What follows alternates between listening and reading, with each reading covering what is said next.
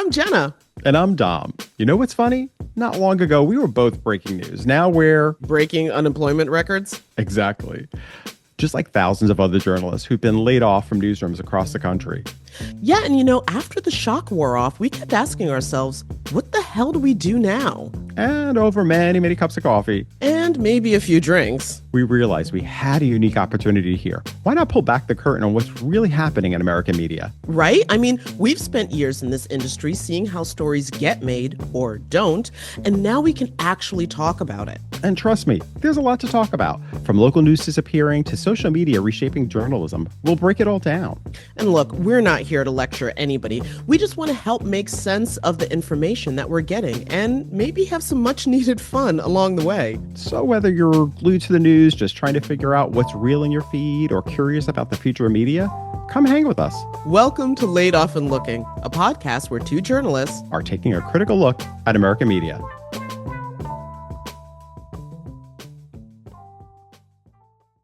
Dom, so what do you think it even means to be a journalist anymore? Jenna, I have absolutely no idea anymore. Honestly, I mean, with news influencers and, everybody's online, you just don't know who you're getting information from anymore. So I honestly don't know. Yeah, exactly. And what's worse is that everybody insists that they're an expert. So actually, that's why we decided we're going to reach out to an actual expert, Kelly McBride. She's a leading voice on journalism ethics. But to get us into this conversation, we also needed some comic relief. See, once upon a time we had respectable journalists reporting on facts. Then the networks got purchased by the worst people on earth and converted to fear machines. Don't even get me started on social media. So Jenna, tell everybody how you found this. Well, I was disassociating on TikTok, as one does, just kind of scrolling. But that's how I discovered Paul. And I just love the song because it so perfectly captured how I feel. How everyone feels. And we're journalists. Which is wild. So I reached out to Paul to find out how he managed to capture this moment in journalism. Well, interestingly, when I wrote it, I didn't really have any of that sort of agenda. And I think part of its effectiveness comes from that. I think where I personally, and I think a lot of, artists and creatives can relate, when you go into it with the mindset of, I've got something to say, I want to be the change I'm going to see in the world, that's where I can tend to get stuck. Because you start to think in terms of what's going to make this message palatable, but when it just comes from, here's just a thing that I'm feeling that I'm going to try to express as clearly as I can, that is kind of personal to me. And that I think the fact that people relate to it on that level is kind of a surprising and wonderful afterthought. As far as what's important to me about it, I do think that just this general idea that media is not focused on giving you accurate information. And I think I'm really kind of one of the last vestiges of a generation where I was taught that in school. We were taught about media bias and taught about, even in this agonizing process of writing papers and having to do MLA citations and sort of beaten into our heads, you need to check where your information is coming from. And I feel really lucky that I had that. Because, as you said, now it can be really hard to tell the difference between real information and just somebody's opinion. Even in news media, very often you're seeing people making really sweeping proclamatory statements about really important issues, and you're not seeing citations. You're not seeing, where they're getting this data from. There's a lot of, I always say there's sort of the rhetorical kind of triggers you can hear of, everyone is saying this, and everybody knows. It's Gotta love that round table. Nobody knows. Nobody knows anything. And not only that, but this idea that if everybody assumes a thing to be true, therefore it's true. In my experience, if everybody assumes a thing to be true, that's compelling evidence that it's total bullshit. Paul makes some excellent points here, and we'll have a full interview with him in a bonus episode coming out soon. However, we still wanted to understand why the word journalist has gotten so vague lately. So we reached out to someone who could answer our burning question. Who even is a journalist nowadays? what does it even mean to be a journalist anymore? It seems like anyone can hop on the internet claiming to be a journalist and claim to inform an unsuspecting public on, frankly, anything. So, to try to get to the bottom of this incredibly critical question right now, we're joined by Kelly McBride, one of the leading voices in journalism ethics and newsroom transformation. Kelly's senior vice president and chair of the Craig Newmark Center for Ethics and Leadership at the Poynter Institute, where she helps media organizations navigate thorny questions like trust, bias, and editorial integrity in a rapidly changing industry. Kelly also served as the public editor at NPR, helping the public understand how journalism works and pushing for transparency in the newsroom. Her career spans decades of work of accountability in journalism, and she's been a consistent advocate for clearer standards and better leadership at a time when the media faces internal disruption and external pressure. So today we're digging into the crossroads of journalism, ethics, AI, newsroom, and culture and where they collide. So, Kelly, welcome to the show. Thanks for having me. I'm excited to be here. So, yeah, first, I think we should start with the most critical question that seems to be really weighing on my conscience right now. What is a journalist anymore? Since it seems like anybody can claim that they are.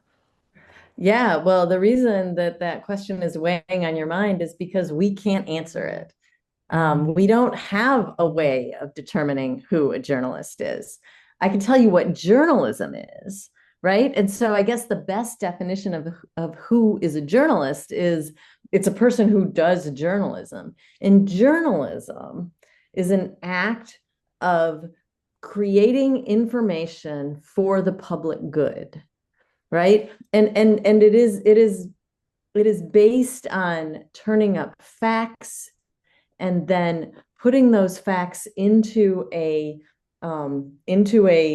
story, into a way of distributing them in a way that informs the public, right? So the public good part of it is really the only way to determine if something is journalism, right? So you look at you can look at a post on Instagram, or you can look at a story in a newspaper, or you can look at a podcast, and you can ask yourself, does this create public good?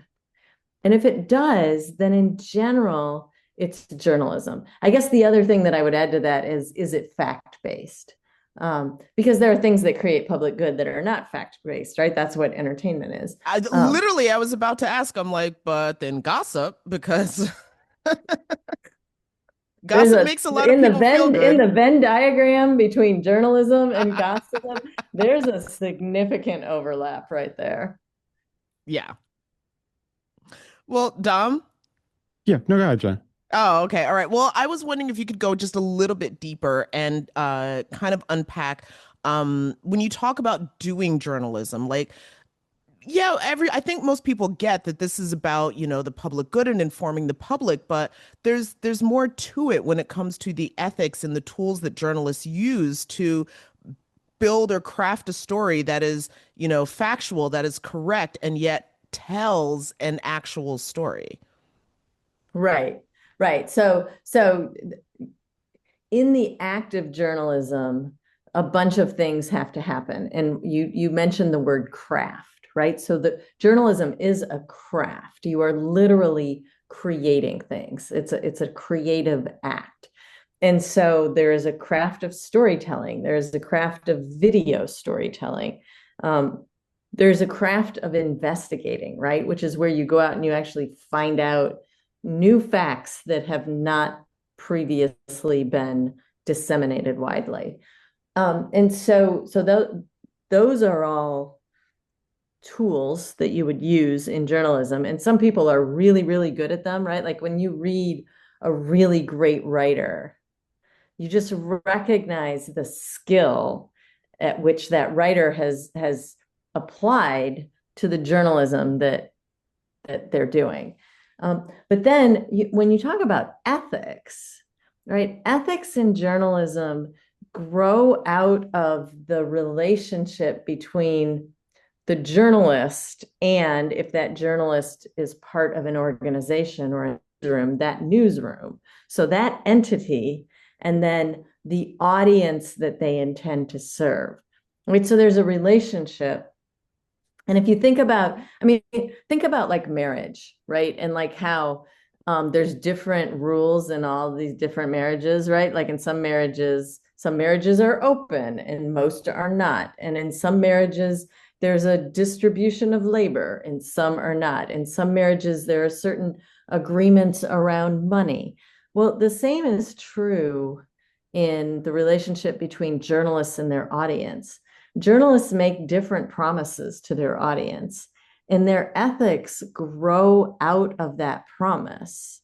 So, a news organization that promises to bring you news about the business world, right? Like the Wall Street Journal, they definitely have a different set of ethical standards than, say, National Public Radio, right? The organization that I work for as the public editor.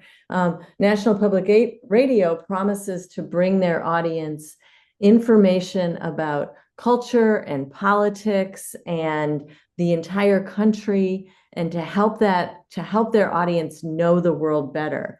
Different promise means different standards as you pursue the journalism. And that's because the journalism itself is resource constrained, right? Like nobody can actually fulfill the promise that they make because nobody has, the caveat is, with the resources that we have available to us, we'll make the best decisions. And so the Wall Street Journal turns all of its resources toward covering the business world. Right. And they cover politics, they cover some other things, but as it relates to business. National Public Radio has its resources spread far and wide. And so they make different decisions about what to cover every day. And that's an ethical choice, right? Just what stories are you going to do is an ethical choice. And so your ethics grow out of this promise that you make to the audience. And to the extent that those promises are mysterious sometimes because they're not explicit, and they aren't talked about often, they might be talked about a little bit, but they're not talked about every day. And the audience, and unlike in a marriage, right, where two people stand at an altar and both of them agree to be part of it, the audience doesn't ever like actually formally agree to be in a relationship with the news organization. They just sort of pick every once in a while what they want to get information from. So it's more like a menu for the audience. That is that makes it messy, right? It makes it very, very messy because your ethics are basically a fulfillment of a promise. And how are you going to fulfill that promise? And if you have promised to bring people the truth around politics, then eventually you're going to have to decide in political reporting whether you're going to give people anonymity in order to get information out of them, right? And if you go back to your promise to the audience, there's probably no way that you can deliver on that promise without giving people anonymity. But then the other part of that promise is you said truth. And anonymity can actually compromise the truth if you don't have some safeguards in place, because you want to make sure you're not getting played, right? You want to make sure you're not being spun by somebody who's doing it under the cloak of anonymity, so nothing's going to come back to them. So as a journalist, right, your ethics then go back to this promise: I'm going to give my audience the truth about politics. I'm going to have to grant some people anonymity. I'm going to have to put some mechanisms in place to make sure that what they're telling me is true, right? That falls on me, not on the source, not on the audience, right? As the journalist, now I have a duty, because I've entered into these relationships, to make sure that this information that the source is telling me is true, is complete, that I have all the context, and knowing that my source probably has a completely different motive for telling me this information. I can't necessarily rely on the source. So now I need to bring all these other tools into play, like verification and triangulation and just basic fact checking. Um, so right, like, and so if you look at other professions like medicine, right? Medicine has a really refined code of ethics, and they have developed that code of ethics based on the relationship between the doctor and the patient, but they have been able to universalize it, right? So, like, if you are a licensed doctor in the United States, your ethics are expected to be roughly the same, no matter what state you're working in, no matter whether you're a private physician or whether you're working for a hospital. Journalism, not so much, right? Journalism, it's Nope. different in every situation. So a lot of times that leads people to say, well, journalists have no ethics. And they may not be very good at it, but they do. Everybody has ethics. It's just that it's an informal system, which then, if it's going to work really well, requires that the journalist be aware of all these intricacies. And sometimes journalists aren't, because many journalists go into this field thinking that there's a rule book somewhere and that they're just going to follow that rule book, and it's never going to change. And they don't evolve their ability to critically think about the ethics of what they're doing. But question for you, Kelly, here about accountability, because I feel like that's a really important aspect of when we're talking about journalists, because now we're talking about an organization, let's say like the Wall Street Journal, the New York Times. I feel like we have a better sense of what accountability looks like. I'm also wondering, what does it look like for independent journalists too, where we're not as sure, where there isn't as much transparency, maybe to the audience. We might think there is, but sometimes do we really have that, because there's no system in check necessarily to make sure they are being held accountable. And with so many Yeah, newsrooms I would shrinking. absolutely, absolutely. But also, I mean, so the the ability to get a hold of a journalist or their representative and complain to them, say, hey, you got something wrong. That is a, I think, a key benchmark for whether a journalist is generally ethical or not, right? Mm. Like if journalists are not responsive to the public, if a newsroom doesn't have any mechanisms, if you can't even find their emails, or if they give you a form and then nobody responds to it, right? That is problematic. Now, I know most journalists have a bunch of people in their emails and in their DMs who are just like complaining, right? And they're not making a factual assertion that the journalist got something wrong. But what they're doing is just they want to engage. And journalists have to decide like who they're going to engage with, because a lot of people aren't open to a genuine conversation. They really just want to yell at you. But you, as a journalist, you got to read all of those, and you have to be able to discern, does this person have a genuine question that I should consider? And if they do, how am I going to engage with them?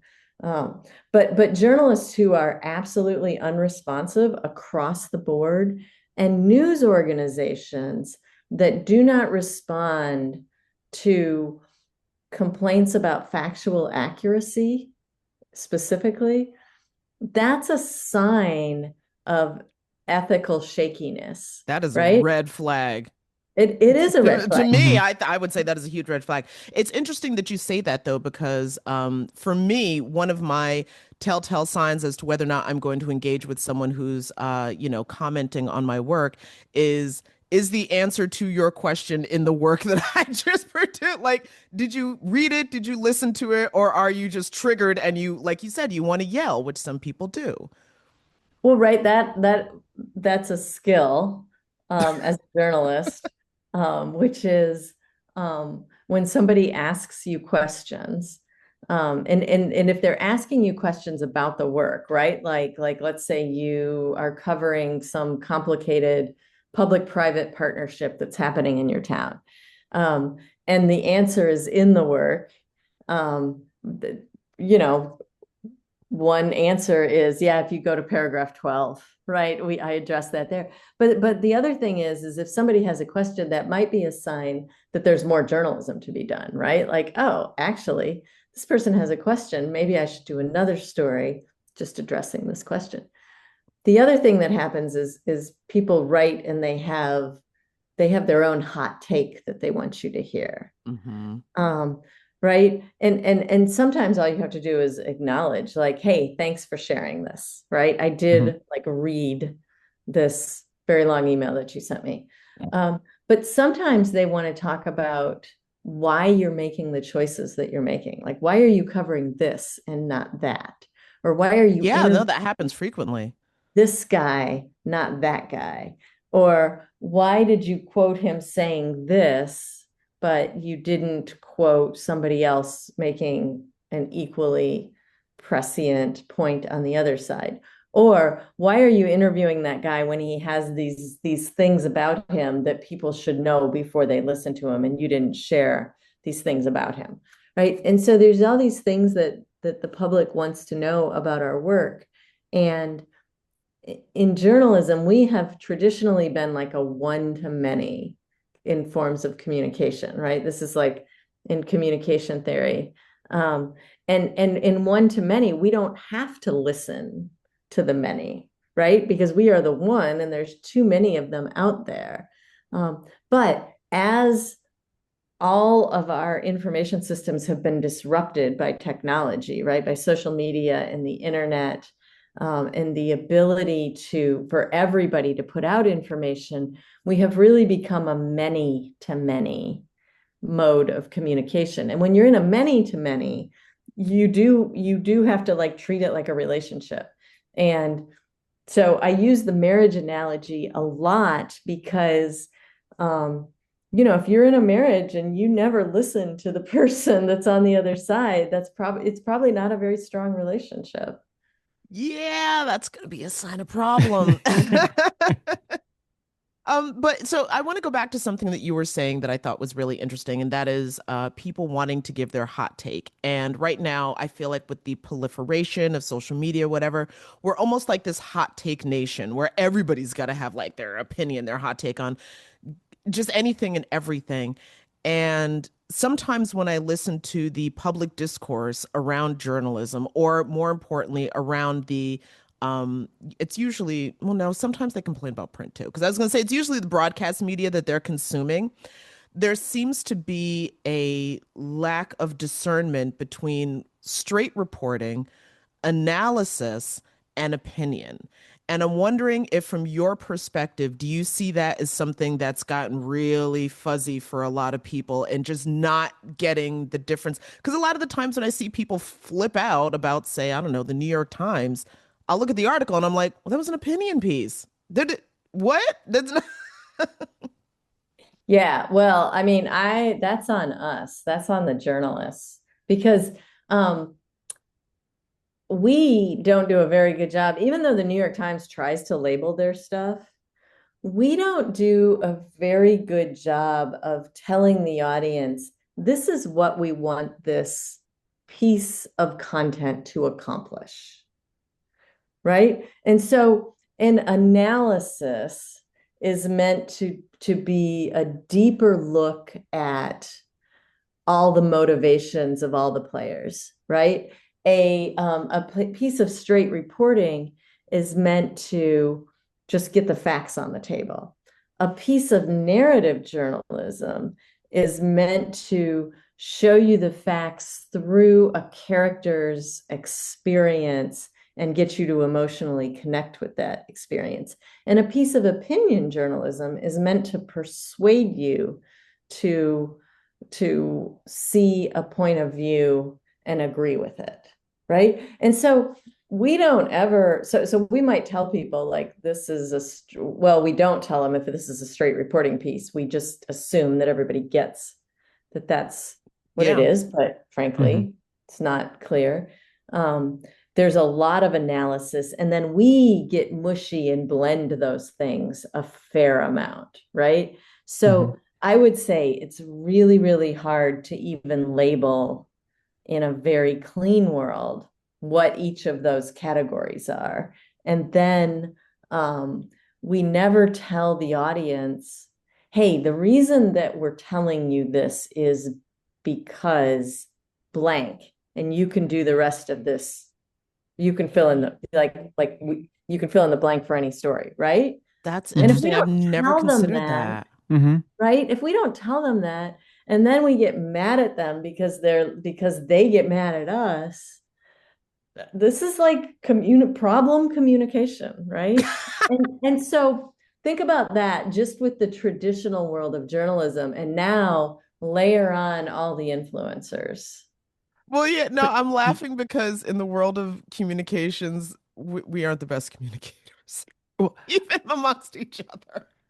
but Kelly, that's Yeah. what's so interesting to me is that we, oftentimes like Jen and I over the past, few seasons when we've been doing this, it's been looking at how some traditional journalism will look at influencers and people on and journalists online who are reporting. And we've fallen into ourselves sometimes of kind of trying to figure out like when you're talking about differentiating between the different types of journal, where are you coming from? I guess my question is, how then do we, I mean, if traditional journalism isn't doing a great job at it, how are we to expect independent online journalists, people who are doing this, who don't have journalism, maybe haven't studied journalism, haven't gotten degrees, but have a great skill of storytelling and being able to tell their story? How do we get others to sort of be better at labeling or understanding where this story has come from? This is the type of reporting I'm doing. Is there, I mean, is there a solution, or is there a better way for people to kind of talk about their stories that would be more understanding to the audience? Because I feel like there's an obligation as a journalist to want my audience to know where I'm coming from and not feel like I've misled them. Because I think that's the whole thing of having that bond with your audience. Yeah, I mean, I don't think we are in control. I don't think we get to decide. I, as like one of the people who is considered a leading journalism ethics expert, right? I can't influence this, right? This is an organic thing that is growing and evolving. Um, we can for ourselves start to label things a little better. And we can and talk to our audiences and do that work out loud, because what we really need is for news consumers to be news literate, right? We need them to Mm. understand what they're consuming and what are the strengths and weaknesses. We don't need them to like not consume influencer X because that person's bad at what they do, right? You get to choose, right? This is Mm. it is a loud and messy information ecosystem, and everybody gets to choose where they're getting their information from. And whether you get it from a comedian or an influencer or a journalist with a Pulitzer Prize Mhm. or your mom, right? Mhm. Those sources all have strengths and weaknesses. And as a consumer, you just need to figure out what are the strengths and weaknesses, right? Like my mom is a great source of information, but she doesn't read text messages closely. She only reads the last one. So if there's been 3 or 4 of them ahead of them, I'm talking about in the family chat, Mhm. and mom is sharing something with me, I need to know that she missed the other 3 text messages. And that's going to color her interpretation of what happened, right? If I get my information from an influencer who is leaning heavily on AI, chat Mm. GPT or something Mhm. like that, I need to know that that influencer may refer to something that was a hallucination. Mhm. But if I don't know that that influencer is leaning on chat GPT, and I don't know that chat GPT can hallucinate things, then then I don't have enough information to make decisions about the content. And Mhm. and so that's like, it really comes back to like we have to be smart ourselves. I love, my colleagues, there's this thing that my colleagues do. It's called Media Wise.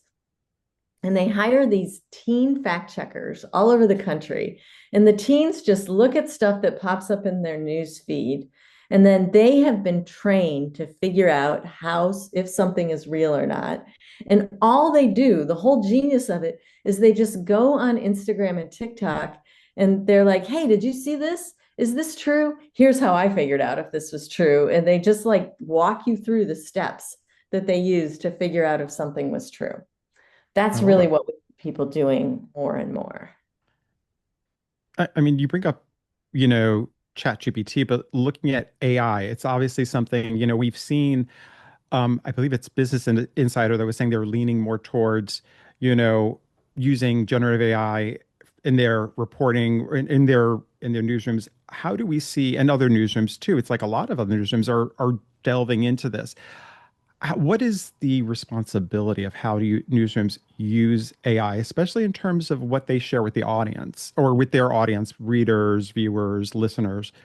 So Poynter has created an entire code of ethics that newsrooms can import and use around using AI. And it's basically like a workbook and a fill in the blank. And it's based on a handful of principles. The most important ones are human in the loop, right? So we talk about that all the time. You cannot have information just going straight from AI to publish. You need human in the loop, right? Because sometimes AI comes up with some weird things. Even like, I mean, I use AI summaries all the time, right? For a meeting or a phone call or an interview that I did. Transcriptions. Yeah. Mm-hmm. AI transcriptions are great, but they do get words wrong, right? Mm-hmm. If I'm ever going to use a quote from an interview that I did, I need to go back and listen to it to make sure that that word is exactly the word. And I find mistakes in that all the time, right? So human in the loop, because we know that AI makes mistakes and we don't always know why AI makes mistakes. So human in the loop, the human is ultimately responsible. The second thing is transparency. People need to know if this was created by generative AI, people should know. There should be a way to flag it for them. It can just be a little editor's note created by generative AI. A lot of summaries at the top of articles are generated by AI. And then, a lot of newsrooms like the Washington Post are using their own bespoke AI so that you can just ask it a question and it will answer you based on just what's been reported in the Washington Post, right? So they started just with one on climate and used all their climate reporting. But then, there's others. And when you're, generally when you're searching, like when you go to the little magnifying glass and you start searching for something, you can tell whether you're getting AI answers or whether it's just a search engine popping up by the nature of it, right? Because you get a generative AI answer, it's a narrative answer. And a lot of times there's a toggle that you can go back and forth and you're like, just give me the AI search or just give me the search engine, please, not the AI chatbot. Yes. But so human in the loop and transparency are really important. The other thing that you have to figure out is what you're going to let AI do, right? Like, are you going to let AI make illustrations, which could become very realistic looking photographs, could also be infused with different sort of cultural context that you are not maybe paying attention to, right? So if I say to a chatbot, hey, give me an illustration of to go with this story about a guy getting arrested, and that might give me an illustration of a guy in handcuffs. Well, if they make those handcuffs around a black guy, right? There's a cultural assumption that's been made there by the AI, which now is my thing. So understanding what you're going to allow it to do. You can find those guidelines at poynter.org. They're Hmm. downloadable for anybody. They're free. And they are, AI is definitely coming for journalism, right? It is definitely going to be a part of journalism. And it's really important that journalists be part of this process and be leaning into it, because otherwise, the AI companies are going to decide how AI does journalism, right? I really would rather the journalist be part of that process. That's such an important part of the conversation because I think some, I don't want to say all, but some, I think have a defensiveness about it where they believe they will probably say, no, I don't use AI whatsoever. And I understand this, but at the same point, it definitely feels like it is coming. And you can, maybe if you're an individual, maybe if you're an independent, maybe that's one thing. But if you're working within an organization, it feels like it is something that is going to be part. And there are good uses from Mm-hmm. AI. Mm-hmm. So I think that's part of the thing of not being completely closed-minded to the technology. So that Well, I love and your. if you're not using it, then you're just falling behind on the skills Mm-hmm. that you're going to need to use it. Mm-hmm. So you really should be using it. Do you want it to do the first draft of your article? I mean, I've experimented with it. I actually think I'm a better writer than AI. Oh, I know Um, I am. right Yeah. now, you can train AI to write the way you write. But what I have discovered is that when I write, I'm actually writing to find meaning, right? Like I'm using the writing process to discover the meaning of what I'm looking for. I don't want to skip that step, right? Mm-hmm. That's what makes me a really good ethical analyst is is that I take the time to do that. So for me, like there were times when I was like, oh, Chat GPT or Claude, write this for me. And then when I look at it, it's like, oh, well, this is actually really predictable and not anything that I would ever put my name on.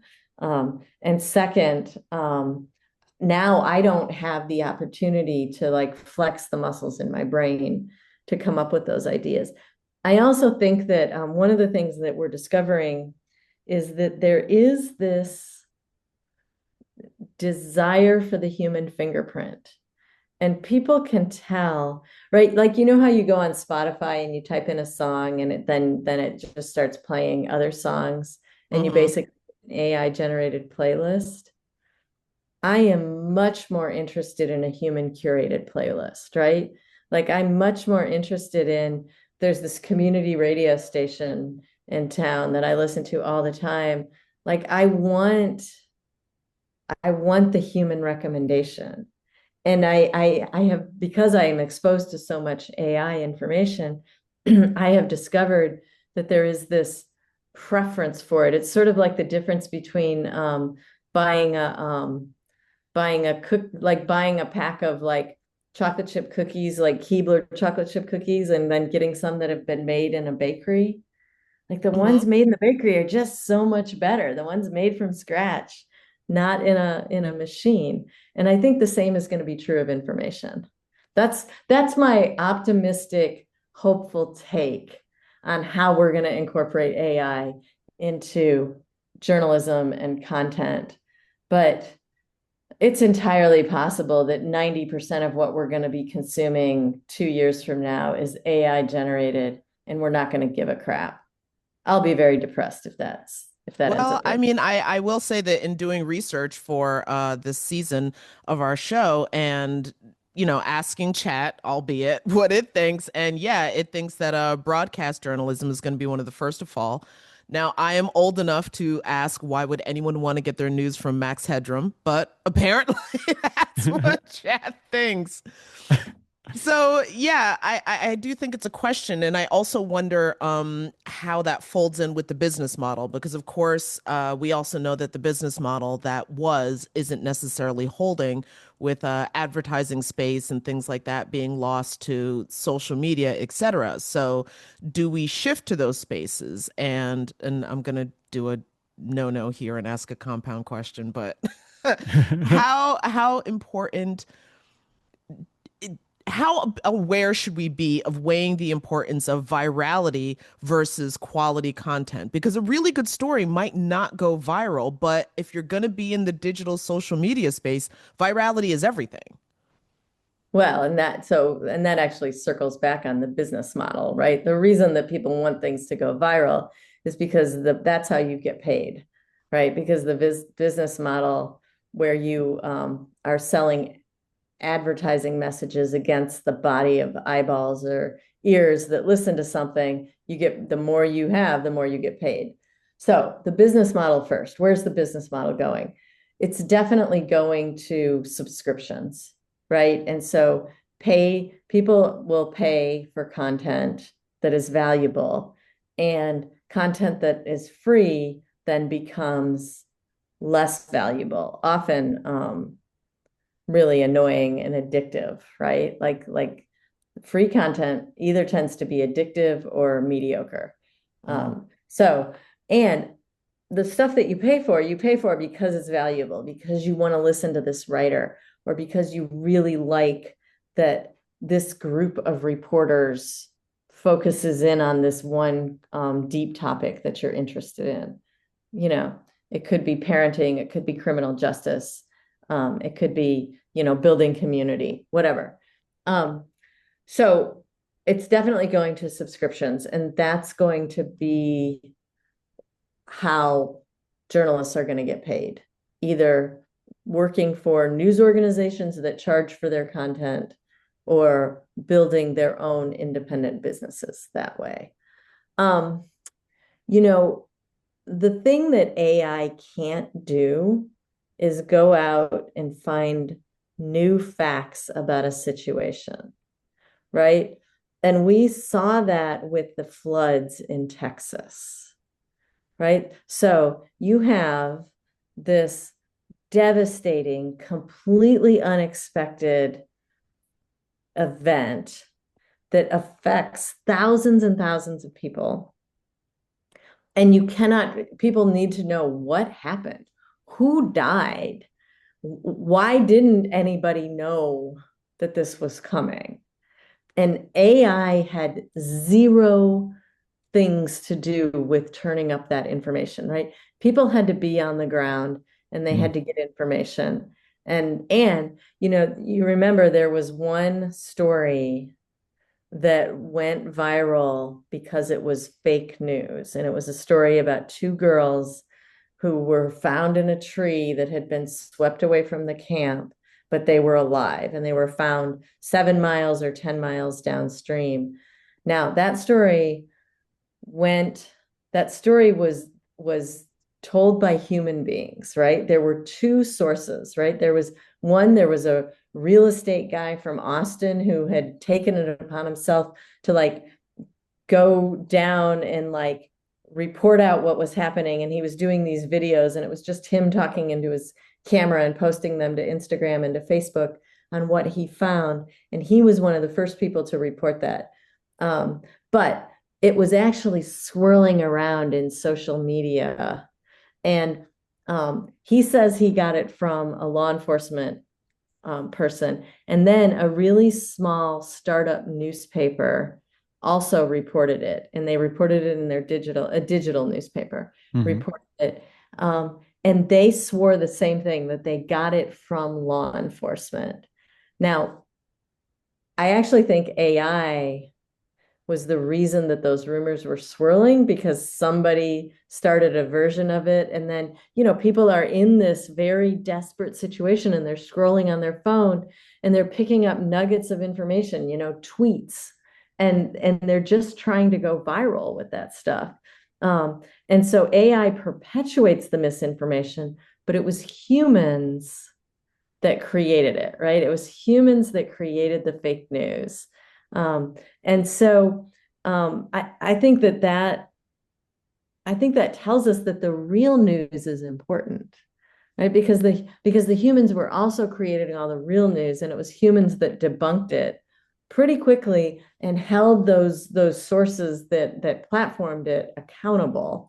And so, I think the value of what we do as journalists is going to be getting away from the screen and going out and talking to the human beings and getting your hands on the records, on turning up the new information, and then coming back.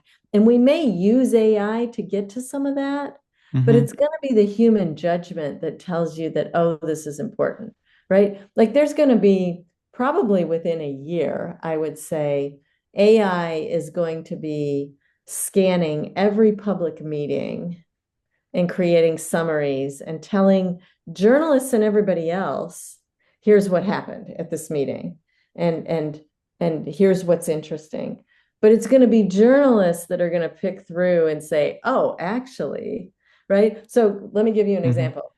County commission near me, the agenda had a bunch of things on it, and one of them was to give the county clerk a 44% raise. Right. So that is reported by AI. But a journalist is like record scratch, 44% raise. Who gets a 44% raise in government? What is that Or person? what?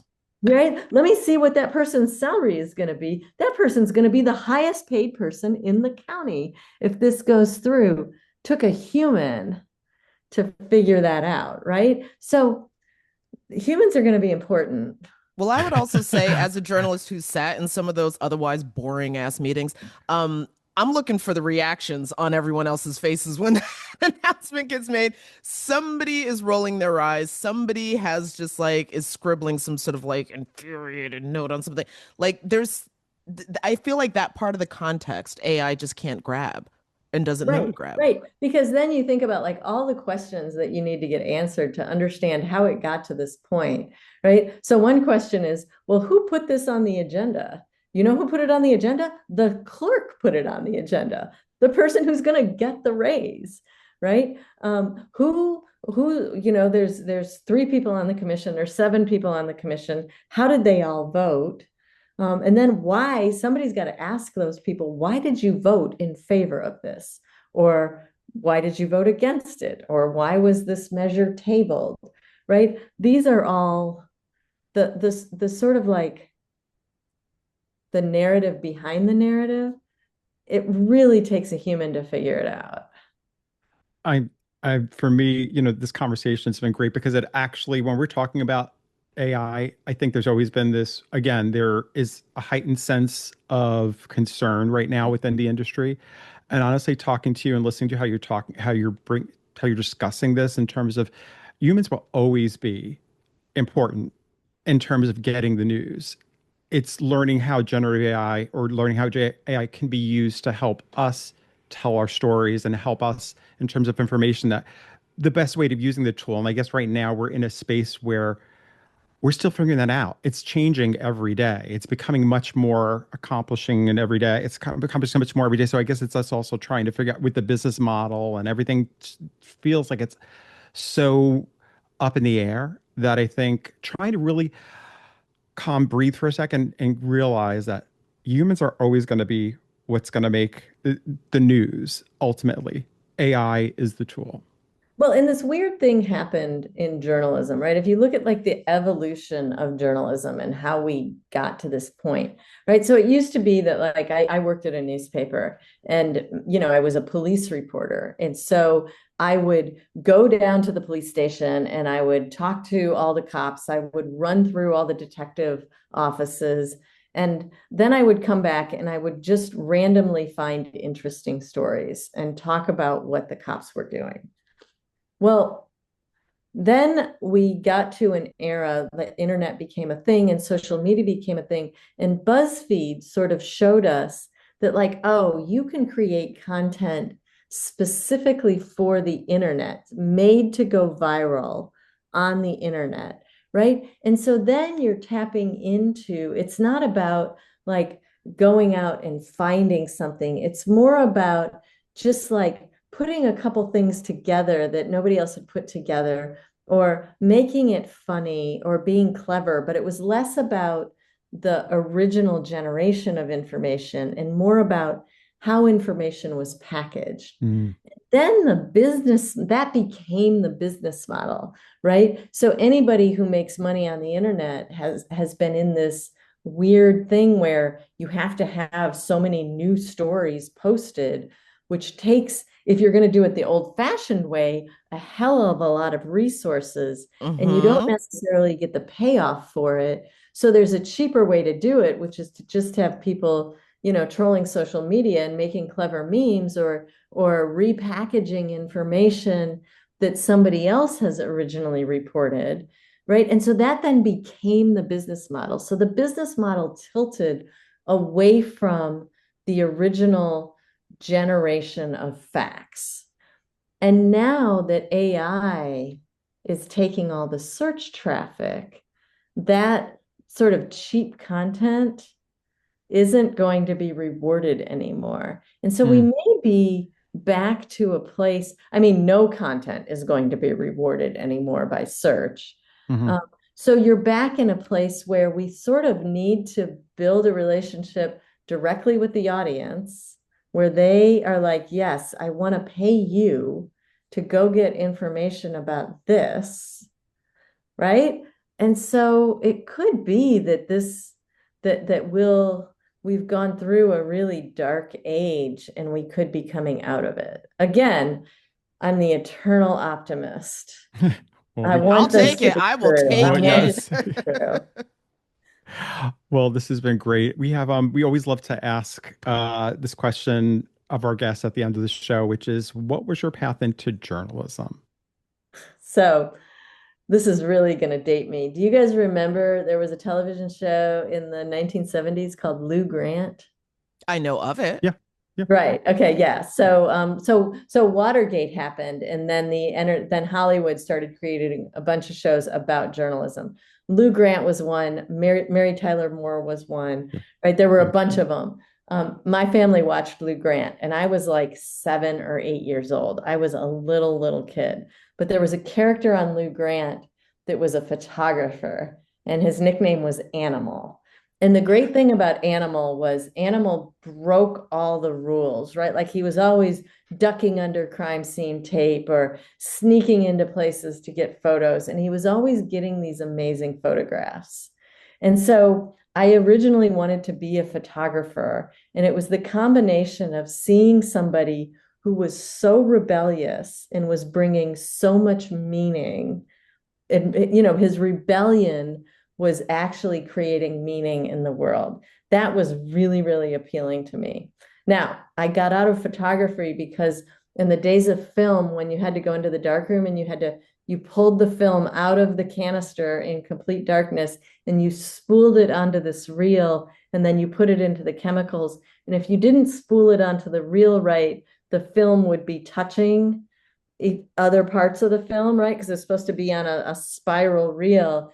And I was really bad at that. And I just I was not detail oriented enough to be able to learn how to spool that film. So I was like, I'll never be able to develop. So I went into writing, and so that's the story. It's a long one. Sorry. That probably went on. Listen, we've heard all kinds of twists and turns. It was great. All right. Well, listen, Kelly, thank you so much for joining us. This has been optimistic, which I think is what a lot of journalists are going to need to hear going forward. So that has been very, very helpful.